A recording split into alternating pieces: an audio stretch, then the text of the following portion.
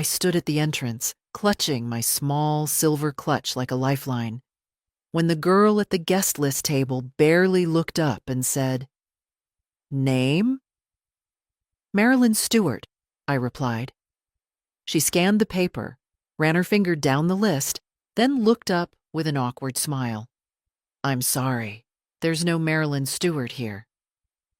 Before I could respond, a familiar laugh cut through the music and chatter. "Oh, that's because she's not invited," said my daughter-in-law, Caitlin, stepping up in her shimmering gown. "But thank you for dressing up, Marilyn. Really, you look persistent." I didn't move. Not at first. Just stared at her, then at the woman holding the clipboard. "I'm the groom's mother." Caitlin smiled wider, the kind of smile that says she's won something.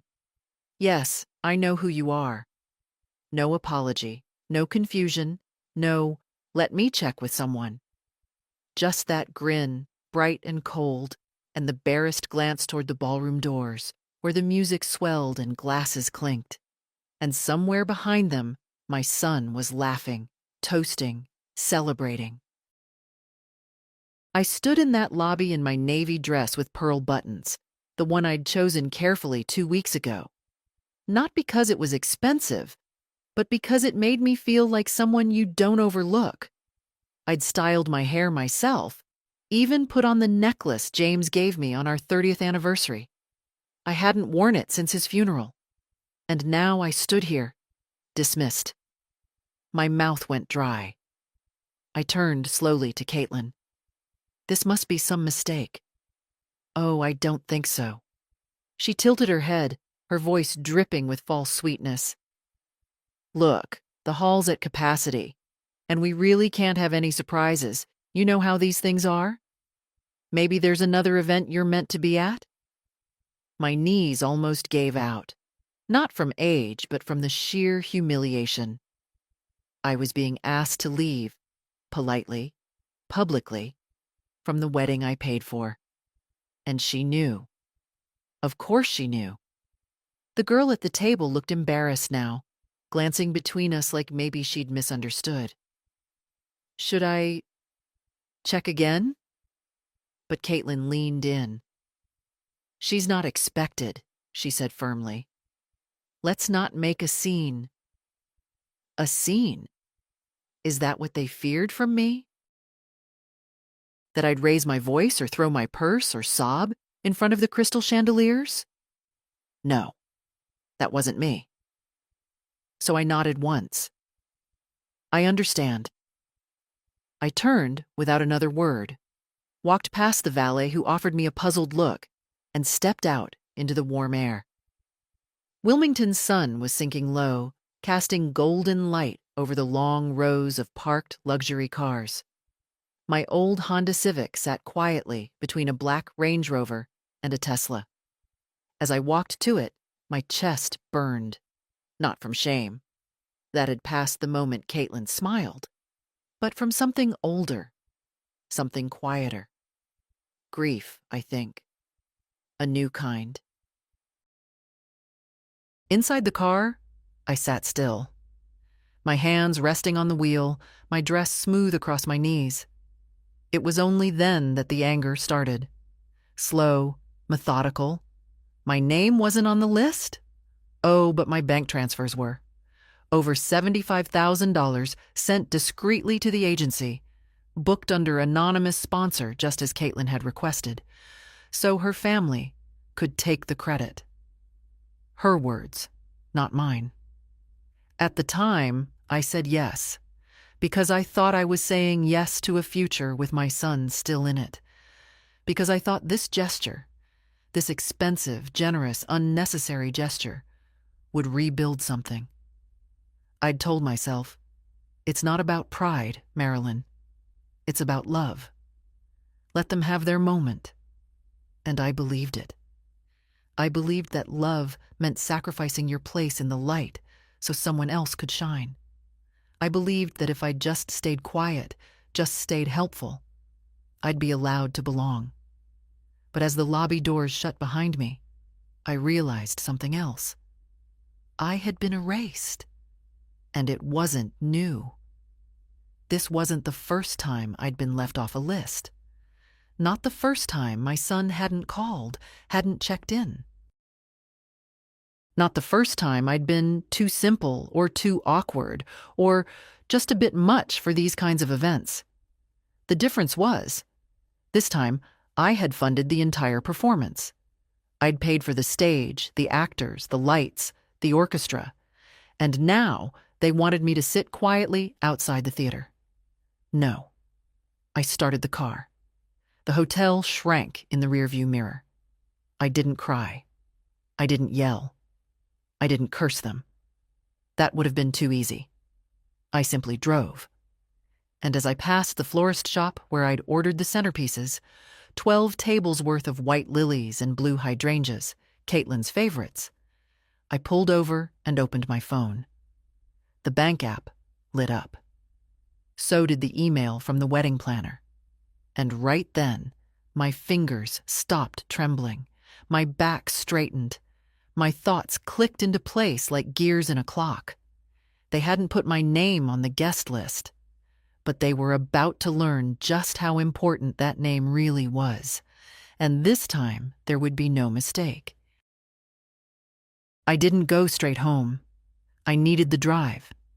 I needed the miles between me and that marble lobby where my name hadn't mattered. Wilmington blurred by. The red brick shops, the slow-moving couples, the cafe with the yellow awning James and I used to visit. Everything looked the same, only I had changed. I stopped at a red light and glanced at the envelope resting on the passenger seat. Inside, the card I'd signed that morning. For your new beginning, with all my love, Mom, and a cashier's check for $10,000. Honeymoon money, a soft landing. I'd tucked it in with care, thinking it would be a private, quiet gift. No fuss. No credit. Now it looked absurd. I'd prepared for an ending they'd already written me out of. When I reached my house, the white bungalow on Riverton Drive, with the sloped porch and the creaky step James never fixed, the sun had nearly set. I didn't turn on the lights. I sat on the edge of my bed, toes resting against the worn carpet, and just listened to the stillness. The kind of silence that isn't peace, but proof. No one was going to call. No one was going to ask where I was. They had all the guests they needed. I changed out of my dress carefully, folded it, smoothed the sleeves, laid it over the back of the armchair. Then I walked barefoot into the kitchen and opened the drawer beside the sink. Inside, stacked in folders, bank statements, invoices, printed emails. I pulled out the one labeled Lionel Wedding. Yes, Lionel, my son. Not Lion, not Lee, not the corporate smooth name he now used. He was Lionel when I first held him, red and squirming, with his father's dimples and my mother's nose. He was Lionel when he clung to my hip after preschool. He was Lionel when I stayed up nights sewing patches on his jeans because he outgrew them faster than I could afford new ones. And now? Now I was just his mother, a logistical nuisance, a line item not worth including. I opened the folder. Receipts, email threads, contracts with the wedding agency. Itemized lists, venue rental, floral arrangements, catering for 120 guests, photographer, music, customized invitations with gold foil. It totaled just over $76,400. All paid by me. Quietly. Through my accounts. Just as he asked. Except he hadn't asked. Caitlin had. Polite, polished, smiling over coffee, explaining how it would be a gift that means the world to him. How he just wouldn't accept it if he knew. I'd believed her. Believed she was trying to help us heal. I didn't see it then. How she framed me as a barrier, not a blessing. She'd crafted a version of me I barely recognized. Someone easy to leave off a list. I stared at the bottom of one contract. Banquet final payment scheduled. September 14th, 6 a.m. That was tomorrow, meaning there was still time. I picked up the phone and dialed.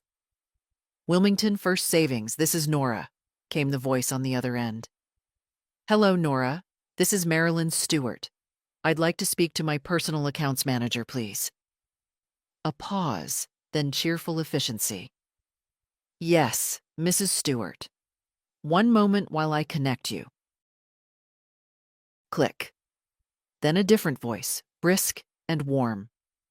Mrs. Stewart, it's Richard. What can I do for you this evening? Richard, I said calmly, I need you to halt all pending transactions related to the Stewart-Robinson wedding, immediately. A pause. Typing. Ma'am, that includes several payments scheduled within the next 12 hours. Catering, hotel, entertainment. Is there a particular concern? Yes, I said. The concern is that the people hosting that wedding made sure I wasn't invited. Silence. I'm very sorry to hear that, Richard said slowly. But technically, these were authorized payments. Some might already be in process. Then stop whatever hasn't cleared and flag anything else. I'll accept the penalty fees. I understand. Give me just a moment to check the transaction queue. I waited, staring at the floral centerpiece I'd ordered a week ago, now wilting in a crystal vase. White lilies. Caitlin had insisted on them. Richard returned. We can halt the final venue payment, the balance for the band, and the late catering costs. The photographer's deposit has cleared. So has the decoration team's base fee. Everything else can be stopped before morning. Do it, I said. Yes, ma'am. I'll follow up with confirmation emails. Would you like us to notify the vendors? No, I said. I'll handle it. After I hung up, I sat in silence again, not waiting for tears this time, not mourning. Something else was blooming inside me, a calm, sharp awareness. They wanted me invisible, but now invisibility would be their problem. I picked up the envelope again, the gift they didn't want, and slid the check out. I ripped it neatly down the center, then again into quarters. Tiny pieces scattered like confetti on the kitchen floor. Then I picked up my phone and dialed the wedding agency. Pearl Weddings. This is Chloe. Hello, Chloe. This is Marilyn Stewart. A beat. Oh, Mrs. Stewart. Is everything all right? No, but I'm going to make it all right. I could hear her swallow. I need to cancel all pending services for the Robinson-Stewart wedding, effective immediately. But that's tomorrow. She trailed off, flustered. Mrs. Stewart, the hotel, the staff. That's hundreds of people. Are you sure? They're not my concern anymore, I said. None of them are. By morning, Wilmington was buzzing. I knew because Chloe called back twice, first at 7, then again just before 9, her voice rising in pitch and desperation with each ring. Mrs. Stewart, the hotel needs confirmation. They're threatening to cancel the ballroom, and the caterers, they're panicking. We have 120 guests to feed tonight. I didn't raise my voice. I didn't apologize. I already confirmed my cancellation, I said. The payments have been stopped. The services will not be rendered. Let whoever was going to take the credit take the cost, too. There was a silence long enough that I imagined her blinking into the receiver, trying to decide whether to argue or plead. Then she muttered, I'll inform the couple. You do that. I ended the call and turned off the phone. I'd said all I needed to. Outside, the air was warm and heavy. Summer still lingered, even as September tried to usher in cool mornings and early sunsets. I stepped onto the porch and sat down slowly, my knees complaining in that familiar, nagging way. I stared at the quiet street. Same neighbors, same trees, same porch swing swaying slightly in the breeze. But I wasn't the same. For years, I'd watched myself disappear in small ways. An invitation that didn't arrive, a thank you that never came, a story told as if I hadn't lived it, hadn't funded it, hadn't loved through it. I told myself it was the price of motherhood, the quiet sacrifice. Let them shine, let them step forward. My job was done, but what they did yesterday wasn't forgetting. It was exclusion. It was removal. It was, in every sense, a severing, and I was done pretending it didn't matter. By noon, the first sign that the outside world had caught up came not by phone, but by knock. I opened the door and found Eloise, my granddaughter, standing on the porch, hair still pinned from last night's rehearsal dinner, eyes wide with something between panic and awe. "Grandma?" she whispered. "What did you do?" I stepped aside to let her in. "Come in, sweetheart." She dropped her bag by the door and turned to face me, not even trying to hide her distress. "The venue's calling everyone. There's no banquet, no music. The hotel says the payment was revoked. Dad is losing his mind. Caitlin's crying. Her parents are threatening to sue the agency." I raised a hand. "Sit down, Eloise." She sank onto the couch like someone had pulled the strings out of her. "You canceled everything." "I did? But why?" I looked at her carefully. This girl, this only true light left in that fractured family. She'd always seen me, visited, asked questions, remembered birthdays, held my hand at James's funeral. I owed her the truth. "They didn't want me there," I said. "Your father and Caitlin made that very clear." Eloise's face turned red. "That's not... I didn't know. I swear I didn't. I thought you were coming. I assumed." "They knew I'd paid for everything," I interrupted gently. "But they didn't want me in the room. They wanted my money, not my presence." Her voice broke. "That's disgusting." "No, sweetheart," I said, softening. "It's honest. For once, I see it clearly." She blinked away tears, then sat upright. "But what happens now? There's a whole wedding tonight. People flying in, photographers, a band. What are they going to do?"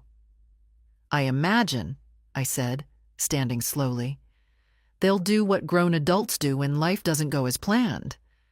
They'll figure it out." "And you?" she asked. "What are you going to do?" I gave her a thin smile. "I'm going to open a new account. In your name." She looked stunned. "Wait, what?" I nodded. "The money I'd set aside for the wedding, the honeymoon, the gifts, it's going somewhere it's wanted, somewhere it matters. I want to set up a trust for your education, your future, whatever you need." She shook her head, tears starting again. "Grandma, I didn't ask for..." "I know you didn't." I touched her cheek. "That's why it's yours." We sat in silence for a while. Eloise curled into the corner of the couch, me in the old chair by the window. Outside, a cardinal landed on the fence. The wind shifted. Somewhere down the street, a child laughed. "Does he know?" she asked finally. "Dad? That I canceled everything? I expect he does by now. And what about you, being the one who paid for it all?" I tilted my head. "I imagine that part's just starting to dawn on him." Eloise rubbed at her eyes. "I wish I could be a fly on the wall." I smiled. "No need to be a fly. You'll get the fallout soon enough." A beat. "Are you okay?" she asked, voice small. "I'm tired." I said honestly, but I'm not sorry. She stood, walked over, and knelt at my feet like she used to when she was a little girl playing tea party. I love you, she said simply. I reached for her hands. I know, and I love you. That's why I did this. We stayed like that for a while, old and young, linked not by guilt or performance, but truth. That evening, long after she'd gone, the doorbell rang again. This time, I didn't answer. I already knew who it was. I waited until the second knock to get up. Not because I was unsure, but because I wanted the silence to speak first. I walked to the front door slowly, my slippers making no sound on the hardwood floor. Through the peephole, I saw exactly who I expected. Lionel. He wasn't wearing a suit anymore, just a wrinkled button-up and slacks, like he'd thrown them on in a hurry. His jaw was clenched tight. Not worry, not guilt, control. Lionel never led with emotion. He led with strategy. I opened the door but didn't invite him in. "Mom," he said, breath tight. "We need to talk." I looked at him for a moment. My son, taller than his father ever was. Gray already threading through his hair. His eyes, James's eyes, couldn't meet mine. "So talk," I said, resting one hand on the doorframe. "Can I come in?" "No." That stopped him. He blinked, almost like he hadn't considered that possibility. Lionel was used to being granted entry. He glanced behind him, then leaned closer. "Caitlin's in a panic. The venue is threatening legal action. The caterers have canceled. Guests are arriving. What the hell is going on?" I crossed my arms. "I canceled the payments." "I know that," he snapped. "Why?" I stared at him. "Because I wasn't invited." He exhaled sharply, rubbing his temples. "Jesus, Mom, is this really about that?" I tilted my head. "You mean the part where your wife laughed in my face and told the staff I wasn't on the guest list? Or the part where you stood there and said nothing? That wasn't how it was supposed to go. But it did. That's how it went. And you let it happen." He looked away, jaw working. I watched him for a beat, then added, "And yet, somehow, my money was allowed to attend." "Don't do that." "Do what? Turn this into some kind of martyr thing? You said you didn't want credit. You insisted on staying anonymous. We thought—" "No," I cut in. "You didn't think at all. You used me. And when it came time to honor me, you erased me." "That's not true," he said, but it didn't have teeth. "You're twisting things." I nodded slowly. "All right, let's untwist them. Tell me, at what point did you decide I wasn't welcome?" He flinched. "That's what I thought," I said quietly. There was a long silence between us. He shifted his weight, hands on his hips, then dropped them again. "Caitlin thought," he began, but I stopped him with a raised hand. "Don't you dare blame this on your wife. I don't care if she whispered it or screamed it. You made the decision. You let it happen. You let me stand there like a fool, Lionel." He didn't answer. He couldn't. And I think, just maybe, he felt a flicker of shame. "So, now what?" he asked finally, voice lower. "You've tanked your own son's wedding out of spite?" "No," I said calmly. "I've reclaimed my dignity." He looked at me like I was speaking a different language. I leaned against the frame. "You've been borrowing pieces of me for years. My savings, my name, my time, my forgiveness. And I gave it all freely because I believed you loved me. Even if you didn't show it well. Even if you'd changed. But yesterday—" My throat tightened for the first time. "Yesterday, you told the world that I'm disposable. And I heard you. Loud and clear." He swallowed. His voice turned hard again. We can't afford to fix this on our own. There are penalties, contracts, reputations. And none of that was my concern until today? I asked. You want the money, Lionel? Then you get me with it. That's the deal. Always was. You just didn't like the terms anymore. He was quiet. Then he said, So what? You're done with us now? After everything? I stared at him. What is everything, exactly? 1,000 small slights? A decade of distance? You stopped being my son the day you decided I was an obstacle. His expression changed. Anger. Then desperation. Mom? No, I said. And this time, my voice didn't waver. You don't get to call me that today. We stood like that for a long time. Two people with blood in common and not much else. Then I stepped back and began to close the door. He caught it. Please, he said quietly this time.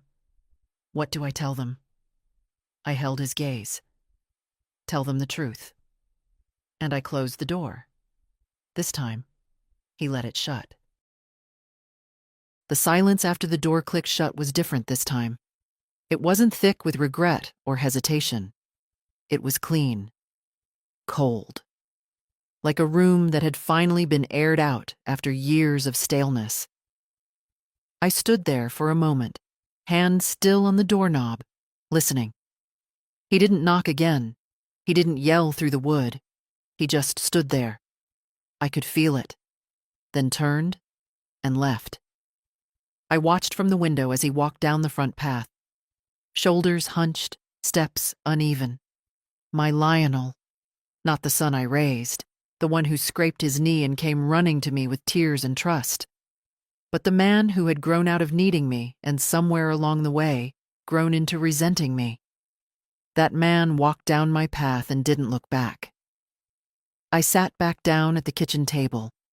The envelope, now empty, still lay near the edge. Across from it, my tea from earlier, gone cold. The lilies I'd bought for the reception centerpiece were starting to droop, their stems bowed as if in mourning. Fitting. Then, as if the universe had a sense of irony, my phone began to ring again. Caitlin. Her name flashed on the screen, followed by a second ring, then a third. I let it vibrate in my hand before answering. I wanted to hear her voice. I wanted to hear what excuse she would find.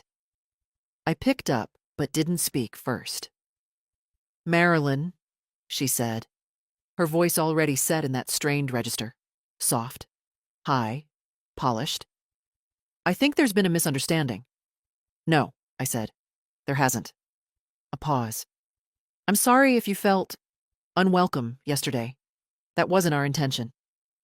You told the staff I wasn't on the list. Well, the list was coordinated through the planner. There may have been a mix-up. You laughed, Caitlin, I interrupted. You looked me in the eye and laughed. Another pause. Shorter this time. Her next words were clipped. I was under the impression that you wanted to remain in the background. Lionel told me. I said I didn't want credit, I said. I didn't say I wanted to be erased. Her breath caught. Okay. I see you're upset, and I understand, really. But we're in a very delicate situation right now. There are guests arriving. The venue's in chaos. The caterers say they won't come unless they're paid up front. Then pay them. She hesitated. We don't have that kind of liquidity on short notice.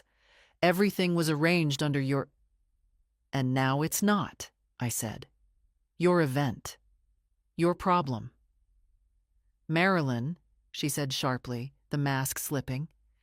You can't just pull out last minute and expect everything to go smoothly. You pulled me out of the guest list, I replied. I'm just returning the favor. Another silence. Then, look, let's just be adults about this. Maybe we both made some mistakes. We can find a way to fix it together. I'm not interested in fixing this, Caitlin. Then what do you want? She asked, and I could finally hear the panic she was trying to hide. "I want my son to understand that actions have consequences," I said quietly. "I want you both to feel, just for a moment, what it's like to be invisible, unwanted, cast aside. By ruining our wedding?" I almost laughed. "I didn't ruin anything. I just took back what was mine. You know this is going to hurt Lionel's reputation. His job, his partners, everyone's here tonight. You're embarrassing him." "I think he managed that on his own." She sighed through her teeth. "I don't understand why you're doing this." "No," I said. "You don't. And that's the problem." And I hung up. It felt like slamming a door, even though it was only a touch of a button. The silence that followed wasn't awkward. It was final. Later that afternoon, I made a cup of fresh tea, hot this time, and sat out on the back porch. The birds were out, pecking at the feeder James had hung years ago. My knees still ached. My hands weren't as steady as they used to be. But for the first time in what felt like years, my spine sat straight. By 4 o'clock, the text messages started. Eloise sent the first one. "Grandma, they're trying to rebook a local restaurant. It's a mess. Papa's on the phone with a lawyer." Then, a few minutes later, "Waiters walked out. Cake never arrived. Some guests are leaving already." I didn't reply. Not yet. At 5:30, a call came in from an unknown number. I didn't answer. 10 minutes later, a voicemail. I listened to it with the speaker off. It was Lionel again. His voice sounded like sandpaper. "Mom, I'm sorry. I'm sorry about yesterday, about how it was handled. We didn't think you'd come. You said you didn't want attention. We thought it was better that way. I was trying to protect the moment." He paused, as if trying to decide whether to go further. "I didn't want to humiliate you, but I guess I did. I didn't mean for it to happen like that. Can we please talk? Before tonight?" He didn't say, "I love you." He didn't say, "Come back." I deleted the message without saving it. Then I looked out at the trees again. The wind had picked up. The sky was starting to turn. And I thought, good. Let them scramble. Let them taste a little of what silence feels like when it answers your reach. By 6 o'clock, I could imagine the ballroom at the hotel sitting dark. The musicians, if they'd even bothered to show, packing up their instruments, annoyed. The servers returning their pressed uniforms. The wedding planner pacing with her headset askew, whispering frantic apologies into the void. And the guests, dressed in their best, standing around holding warm flutes of flat champagne. No music, no food, no bride and groom. Just confusion, whispers, and the slow, visible unraveling of an event that was supposed to be perfect. I didn't gloat. I didn't smile. This wasn't revenge. It wasn't sabotage.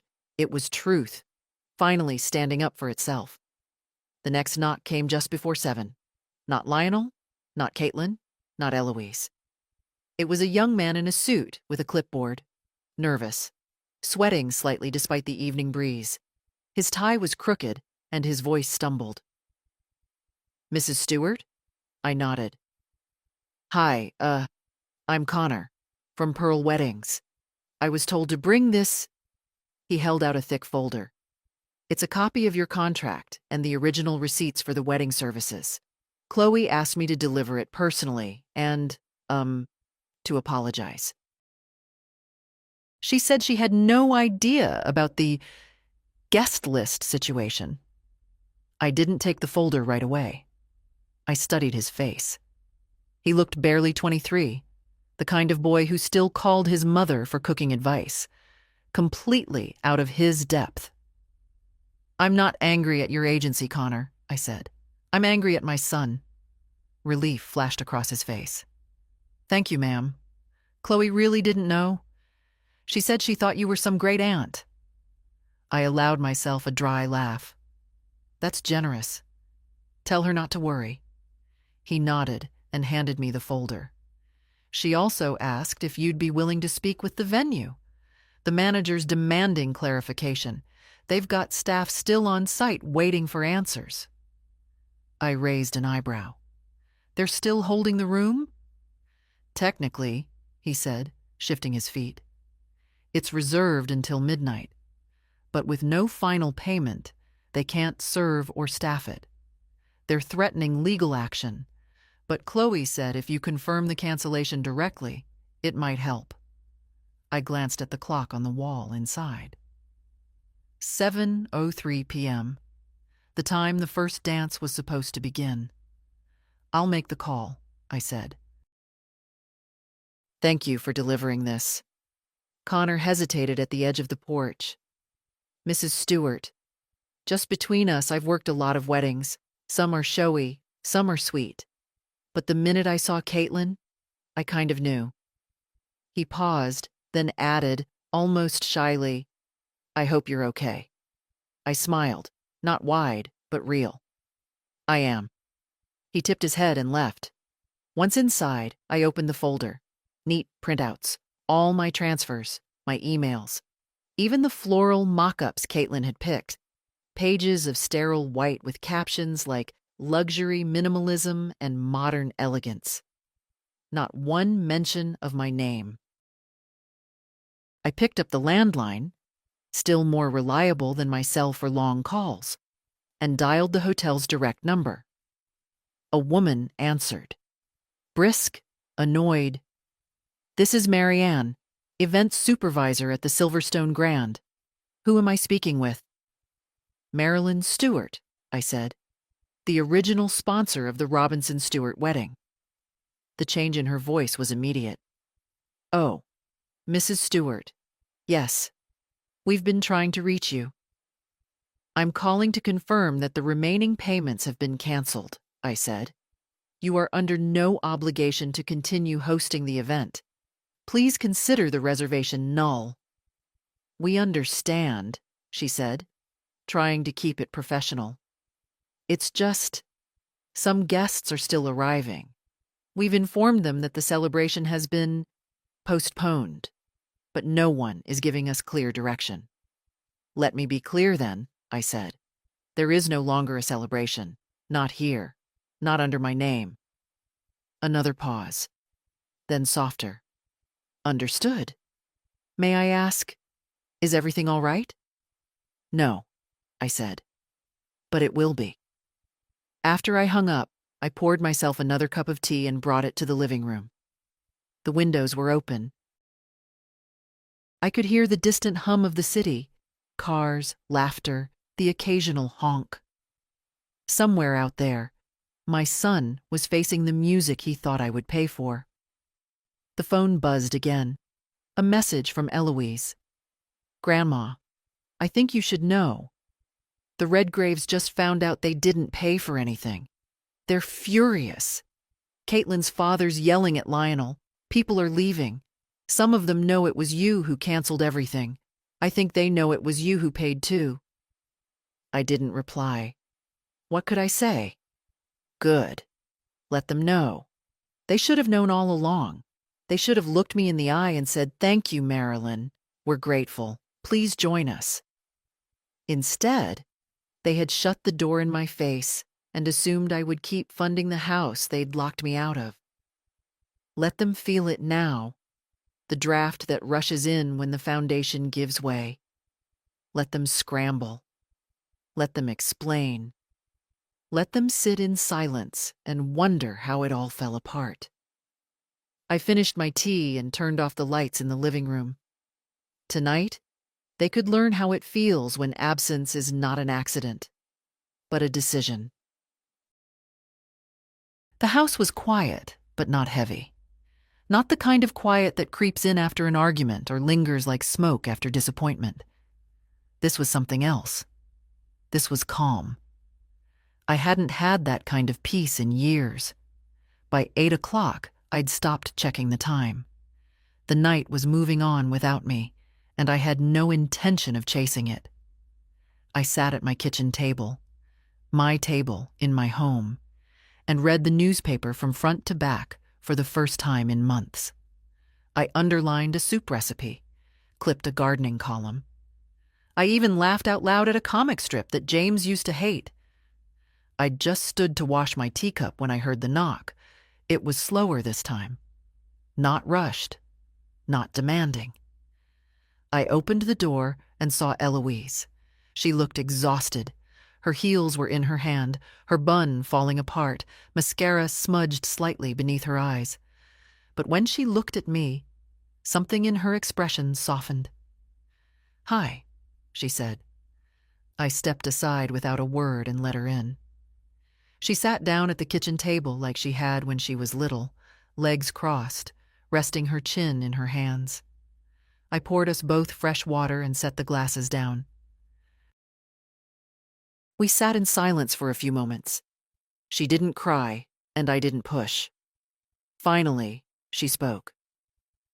"You should have seen their faces when the hotel manager told them the reservation was canceled." I said nothing. My dad tried to spin it. Said there was some clerical error. Caitlin blamed the agency. But people were asking questions, and someone, I don't know who, said they heard you were the real sponsor. She looked up at me. "And that you pulled the plug." I met her eyes. "They're not wrong." She gave a small, bitter laugh.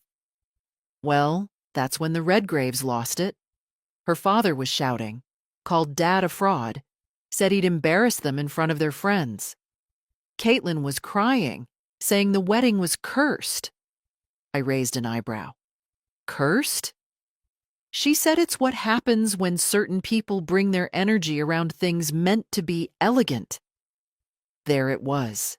Even through the cracks, her true voice rang out. Eloise saw the flash in my expression and leaned forward. "I'm so sorry, Grandma.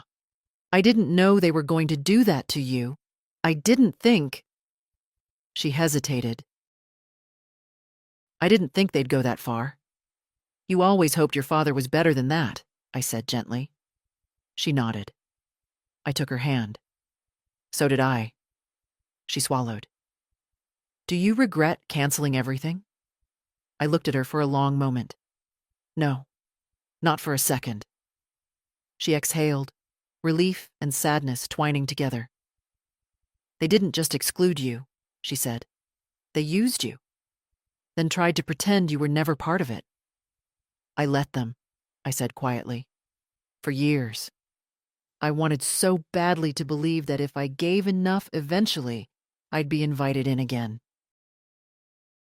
Eloise wiped her cheek. "What happens now?" I looked out the window. The stars had started to come out. 1, 2, then a scatter of faint white dust above the rooftops. "Now," I said, "they'll have to figure out who they are without my money." She stared at me. "You really mean that?" "I do. All of it." Another pause. "Grandma," she said slowly, "would you come with me? Just for a drive? I don't want to go home yet." I hesitated. I hadn't planned to leave the house tonight. But something in her face, some mixture of grief and loyalty, made me nod. "All right," I said. "Let me get my shoes." We drove through Wilmington with the windows down. The air was warm, the streets mostly empty now. We didn't speak for a while. I watched the city I'd never left, the town that had held every version of me, the girl, the wife, the widow, the mother. And now, perhaps, something new. Eloise pulled into the parking lot behind a small hilltop overlook. The kind with a rusted fence and a single wooden bench, where teenagers made promises they wouldn't keep and old folks came to watch the sun. We got out and walked to the edge. Below us, the city lights flickered. Somewhere, down there, my son was pacing in a rented suit, trying to salvage a night that had been built on a lie. "I keep thinking about how you must have felt," Eloise said, voice quiet. "Standing there, at the entrance." "It wasn't the first time," I said. She turned to me. "They've been closing doors on me for years. This was just the first time they did it out loud." Eloise took a shaky breath. "I'll never understand how they could do that to you." "They don't need me," I said simply. "They need what I give. But that's over now." She was quiet for a long time. Then, almost in a whisper, "I'm glad you said no." I looked at her, really looked, and saw the woman she was becoming. Honest, sharp, capable of seeing the whole truth, not just the polite version. "Me too," I said. We sat there until the stars outnumbered the headlights, until my knees started to stiffen and the night got cooler. Then we drove home, and I didn't feel alone anymore. By the next morning, I'd received 6 more calls, 2 from Lionel, 1 from a number I didn't recognize, likely Caitlin's mother, and 3 from the wedding agency, though the last came in at nearly midnight, long after I'd turned the ringer off and settled into bed with a book. I didn't answer any of them.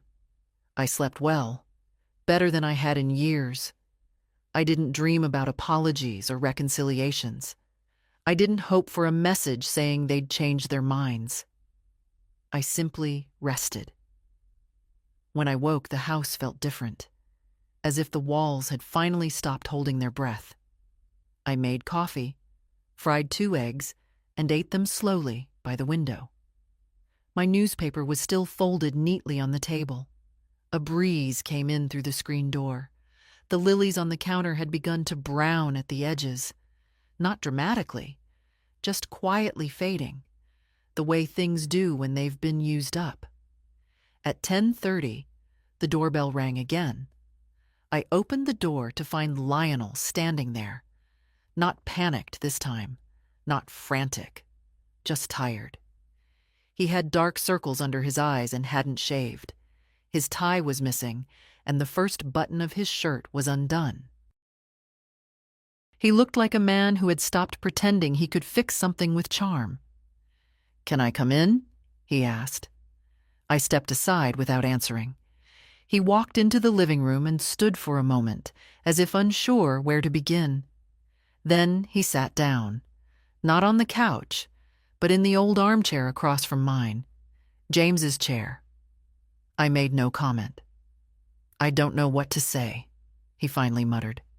"Then don't say anything," I replied. He rubbed his face with his hands.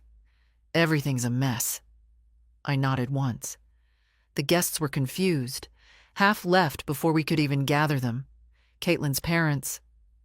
"Well, I don't think they'll be speaking to us for a while." I sipped my coffee. He looked up. "You really don't care, do you?"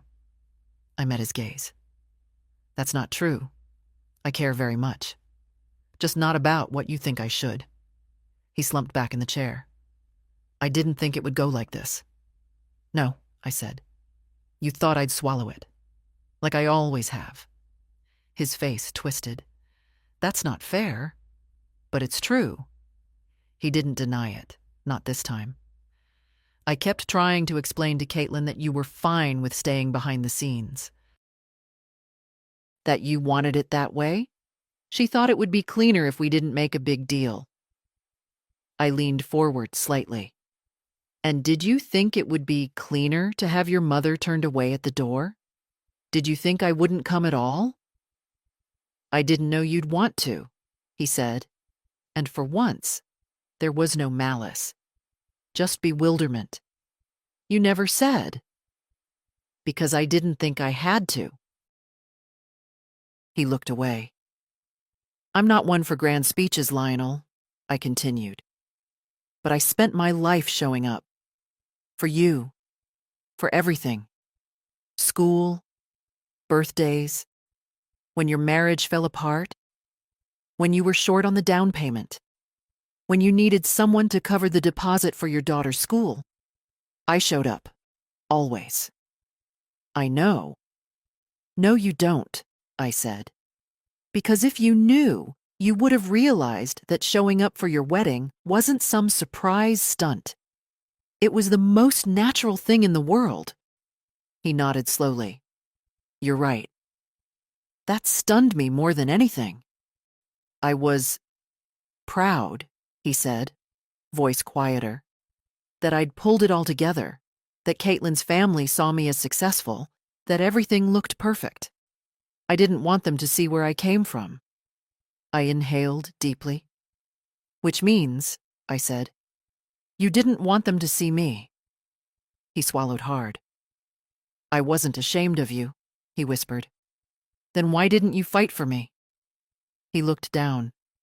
We sat in that silence for what felt like a very long time. Finally, I stood up and walked to the kitchen. I poured a second cup of coffee and set it in front of him. He stared at it like it might disappear.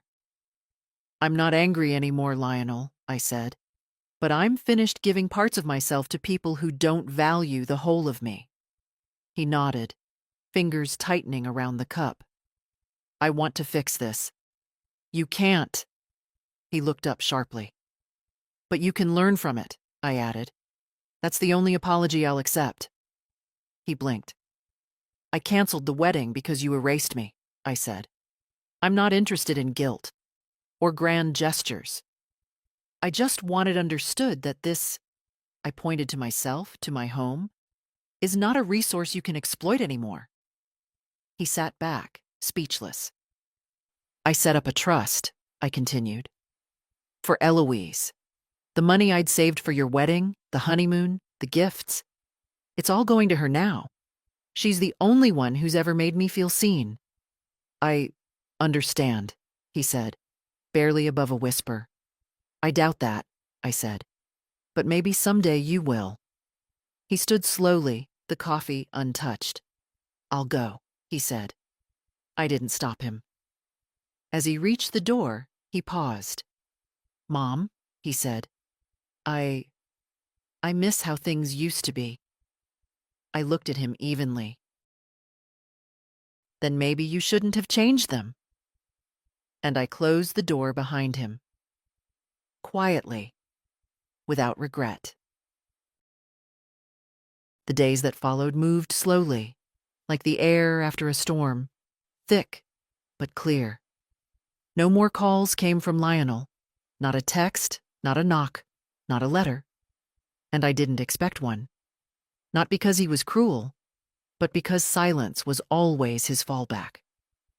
As a boy, when he got caught lying or hurt someone, he'd go quiet for days, thinking that time would erase the damage. As a man, it had become habit. Silence as strategy, as shield. But I no longer sat around waiting for it to end. Instead, I returned to my own rhythm. I planted marigolds in the front yard. I repainted the back fence. I dropped off soup at Helen's house when I heard her cough through the wall. Simple things. Mine.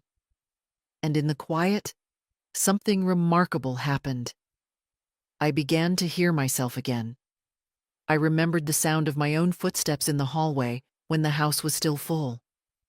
I remembered the voice I used to speak to James in the dark, back when we didn't worry about who needed what and when, and how much was left in the bank.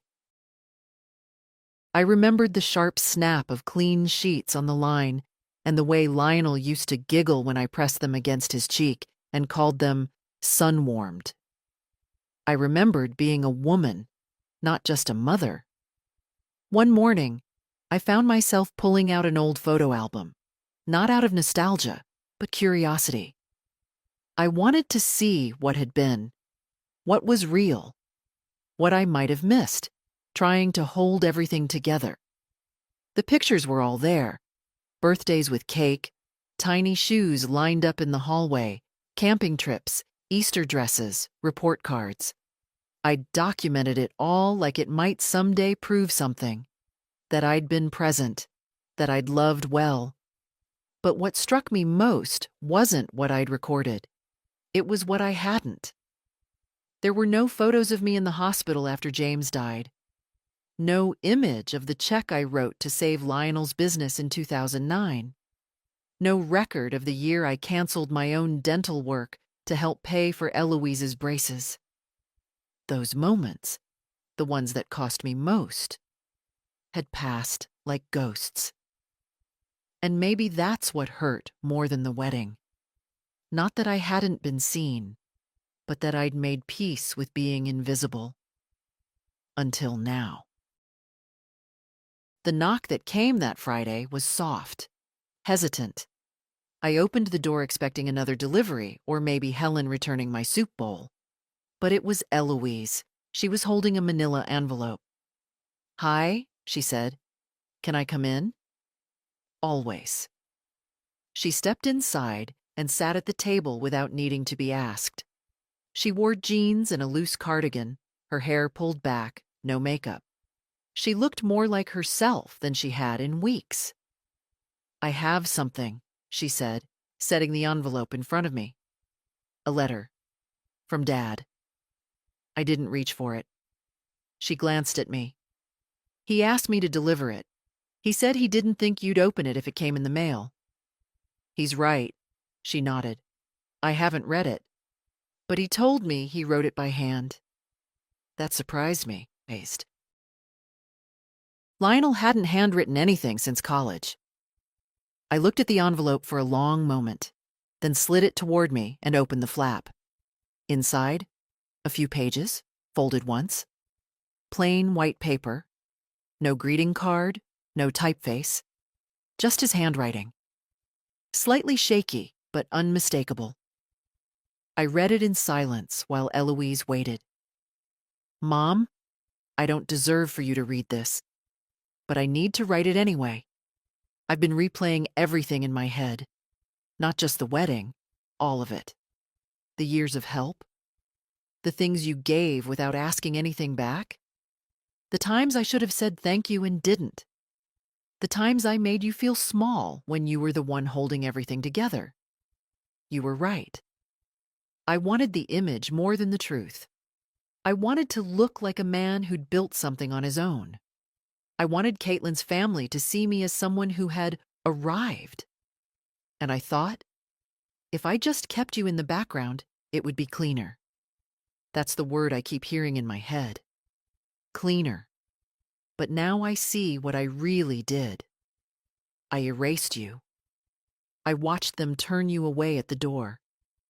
I heard it. I saw it. And I did nothing. I don't know how to live with that. I can't ask you to forgive me. I'm not sure I'd believe you if you said you did, but I want you to know that I see it now. I see you, and I'm sorry. Lionel." When I finished, I folded the letter slowly and placed it back in the envelope. I didn't cry. I didn't smile. I just breathed. Eloise watched me carefully. "Well?"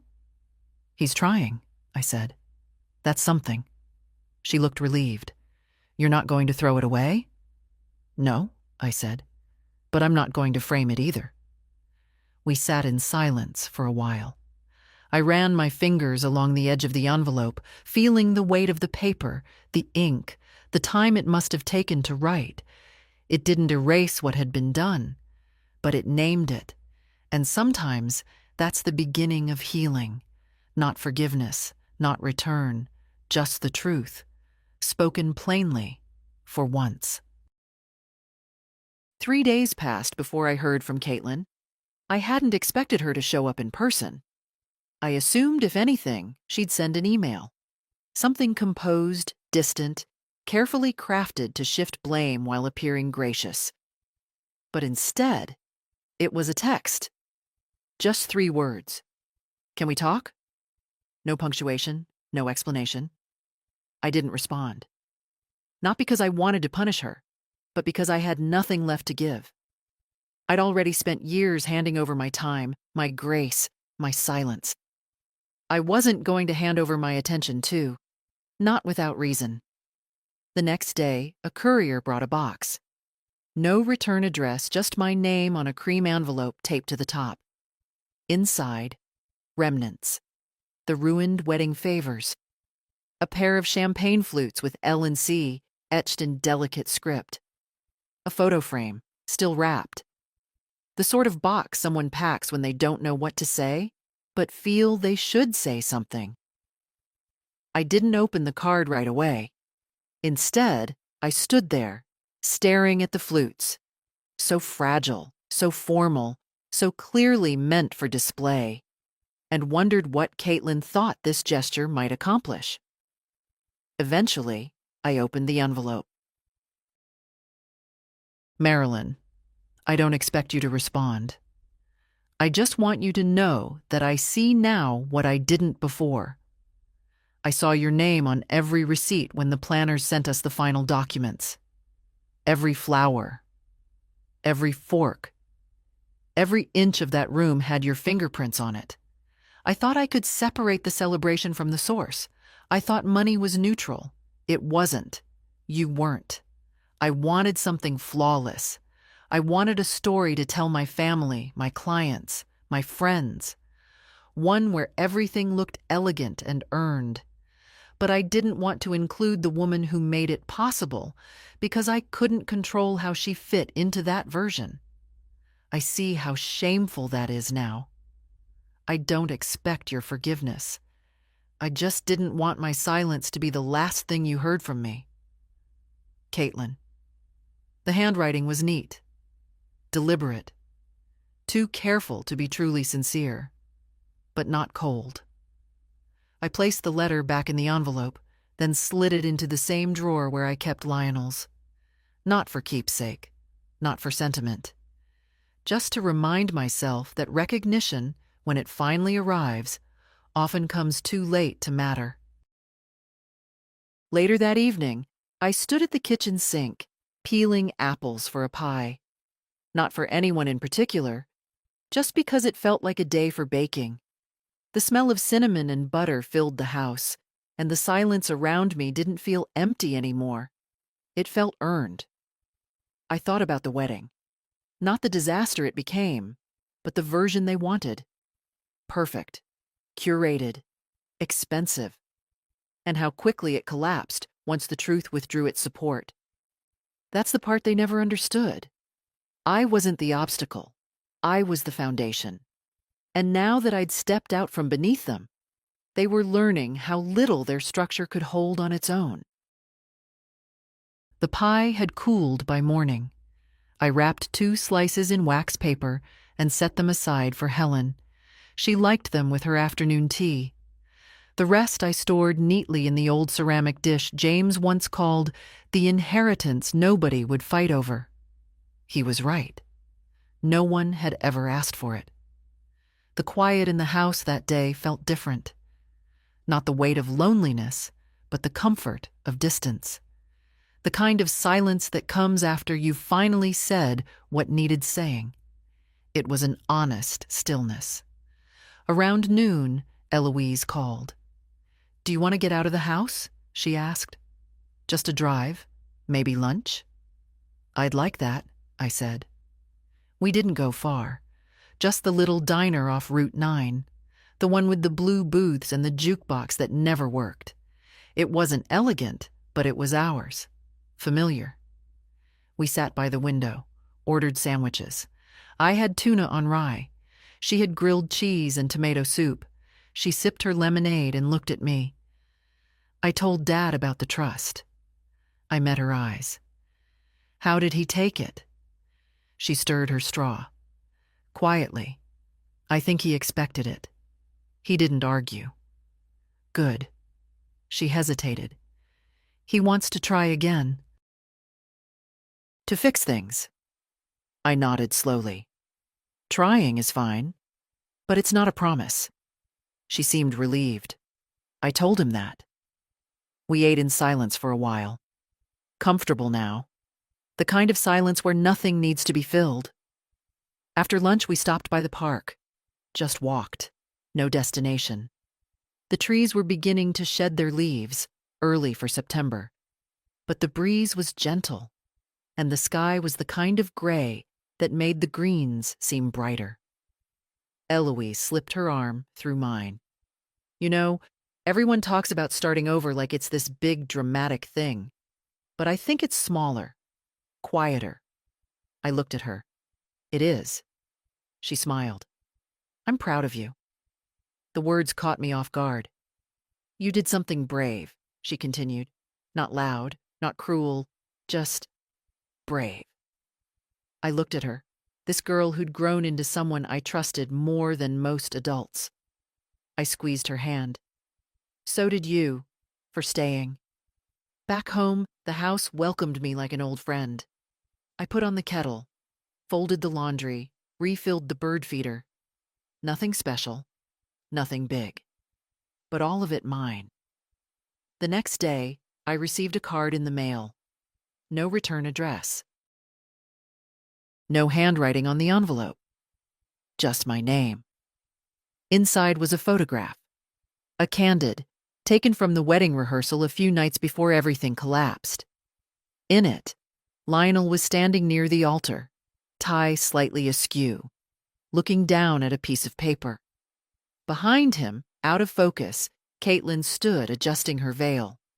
On the back, in tiny writing, someone had scrawled, "There was a place for you. We just didn't know how to honor it." No signature. I stared at it for a long while. A place, but not a seat. Not a name on a list. Not a hand offered at the door. Just a blurred space behind the curtain. A presence felt, not invited. I placed the photo on the kitchen counter. Not framed, not displayed. Just there. A reminder.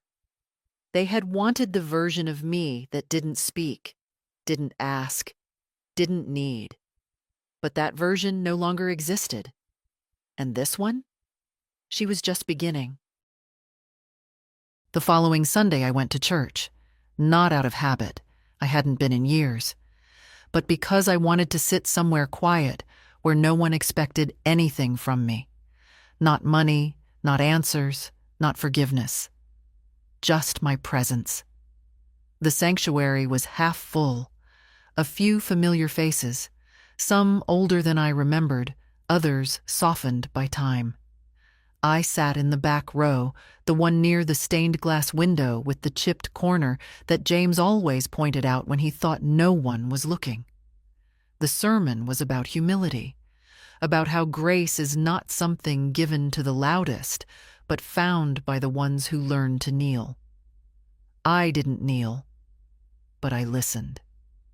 And when the choir stood to sing, a hymn I hadn't heard since Lionel was a boy in Sunday school, I closed my eyes and let the sound carry me.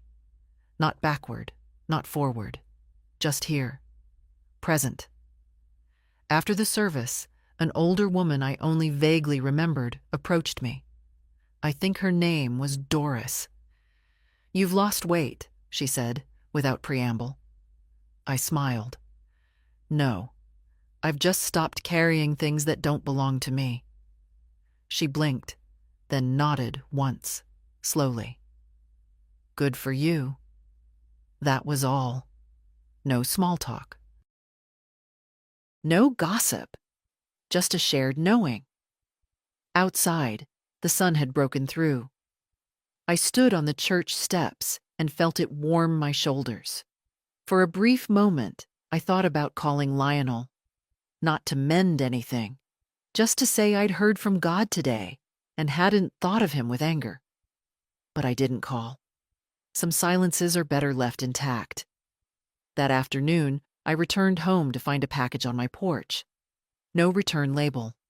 Inside, a small hardcover photo album, handmade, covered in linen. The first page held a single line in Lionel's handwriting. She was there for everything. And then, pictures. Old ones. Ones I hadn't seen in decades. Me holding him on the first day of kindergarten. Me in the crowd at his high school graduation. Me at the kitchen table sewing patches onto his jeans. Me beside the hospital bed when he broke his arm playing soccer. Me with Eloise on my hip, reading a story. Me and James on our last anniversary. My hand on his chest, his eyes only for me. No captions, just images. evidence. It wasn't an apology. It was an acknowledgement. By the time I reached the last page, I realized I'd been holding my breath. I closed the album and rested my hand on the cover. I didn't cry. Instead, I stood, walked to the shelf in the hallway, and made space. Right in the middle, between the books that had shaped me and the ones I hadn't yet read. It didn't erase what had been done, but it gave me something I hadn't expected: to be seen, not just in pain, but in presence. Not just in what I gave, but in who I had been all along. A week passed before I saw Lionel again. It wasn't planned. He didn't call ahead. He simply appeared, not on the front porch, but in the backyard, standing near the garden where James used to plant tomatoes that never took. I saw him through the kitchen window, hands in his pockets, shoulders slightly hunched.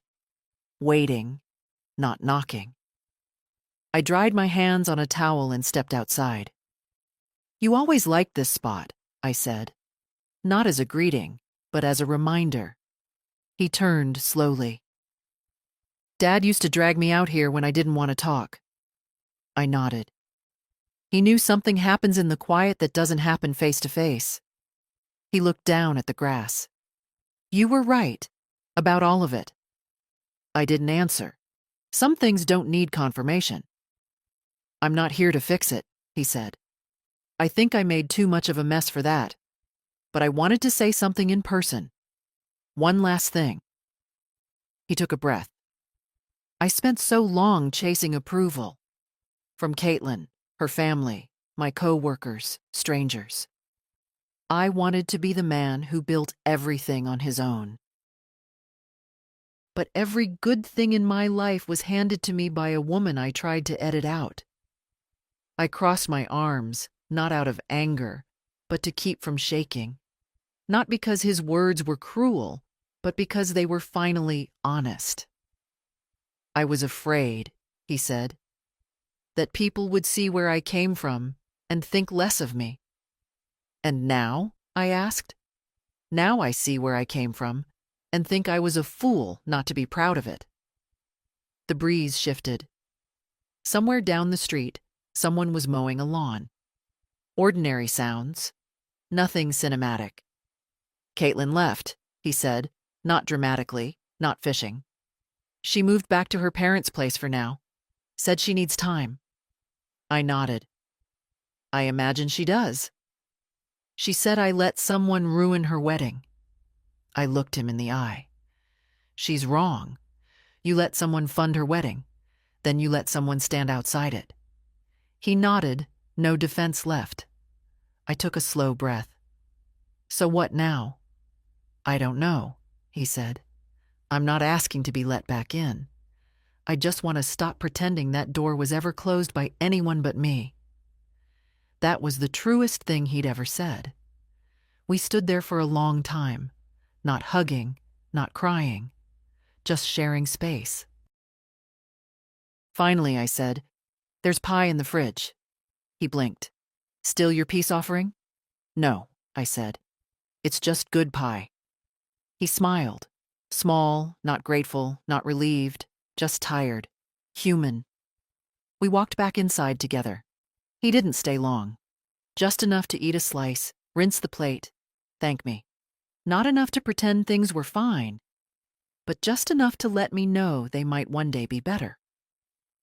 When he left, I didn't watch from the window. I didn't need to. Because this time, he'd said goodbye properly, and that, finally, was enough. Autumn came earlier than usual that year. The leaves turned with a quiet urgency, as if the trees themselves were ready to let go. Gold and rust, and that deep, dusky red, the kind that always made James pause mid-step, hand in pocket, eyes soft. I used to tease him for stopping in the middle of the sidewalk just to look at a tree. Now I understood. Stillness demands attention. I began walking more. Not far. Just around the neighborhood. Past the empty lot where the grocery store used to be. Past the school where Lionel once played Joseph in the nativity play, forgetting all his lines except "no room in the inn." Past the house with the peeling porch swing that still creaked at night like it had something left to say. No one looked twice at me. I liked that. At the market, the cashier, young, pierced, sweet, handed me my receipt and said, "You always look like you know exactly what you're doing." I smiled. That's new. Back home, I moved through the days with the kind of steadiness that doesn't need announcing. I cleaned out drawers, donated coats, started keeping fresh flowers on the table. Not lilies this time, but sunflowers. Strong, unapologetic. Eloise visited often, sometimes with groceries, sometimes just with stories. She'd sit on the floor and go through old photo albums, asking names, writing things down. She'd started calling them archives, as if our life were a museum she was curating. One afternoon, she asked me, "Do you miss the family you used to imagine?" I looked out the window. "No," I said. "I miss the woman I used to become for them." She didn't speak, just nodded. And then, "But I like this version better." So did I. Around mid-October, I received a letter. Not from Lionel, not from Caitlin, not from anyone who owed me anything. It was from the hotel. A woman named Marianne, the event manager. She thanked me for my clarity during the cancellation. Said that in 15 years of managing events, she'd never seen a situation handled with such quiet dignity. "Sometimes," she wrote, "a cancellation reveals more about a family than the celebration ever could."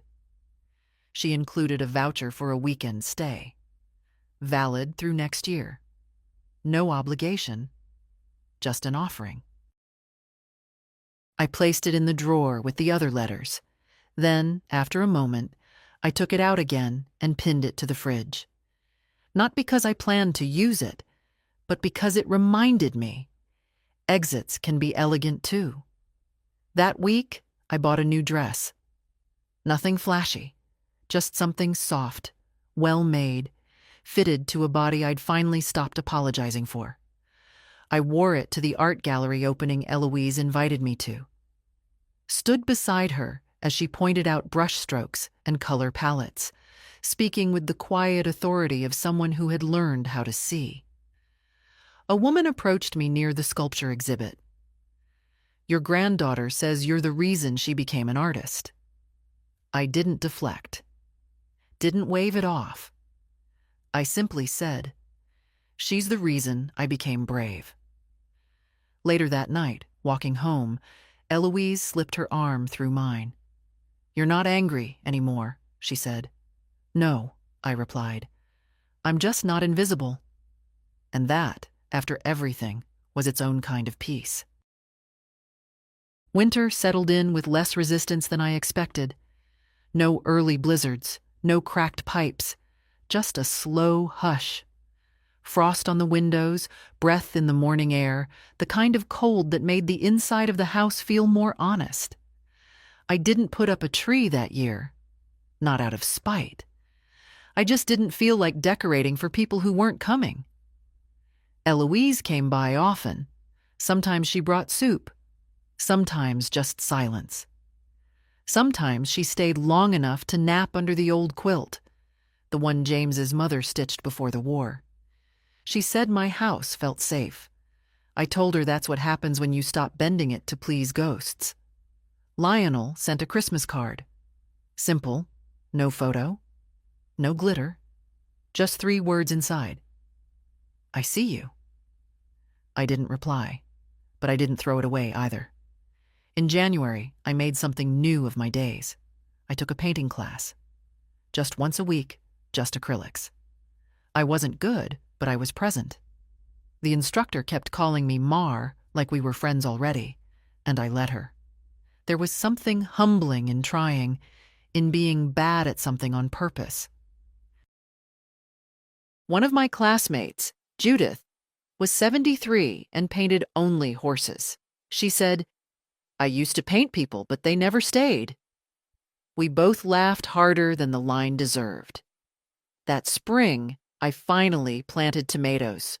Not for anyone else, just to see if I could make something grow again.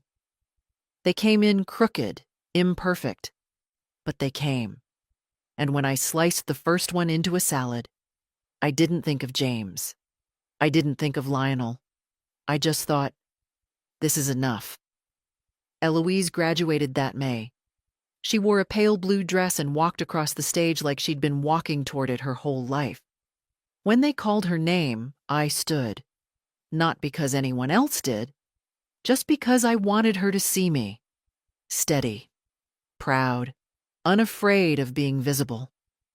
After the ceremony, she found me in the crowd and hugged me so hard my knees ached. She whispered, "You didn't just save me, Grandma. You taught me how to not disappear." I held her tighter.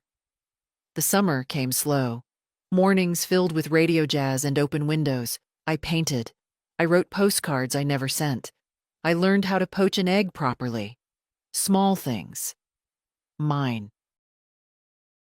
One evening, I sat on the porch with a cup of tea, watching the sun set over the same trees that had been here since before Lionel was born. A breeze moved through the leaves, soft and certain, and I thought, this is what it means to live unedited. Not loudly, not for show, but fully, completely, as myself. If this story meant something to you, if you saw your own silence somewhere in mine, share it, leave a comment, or better yet, write your own ending. No one else gets to choose how your story ends. Only you do.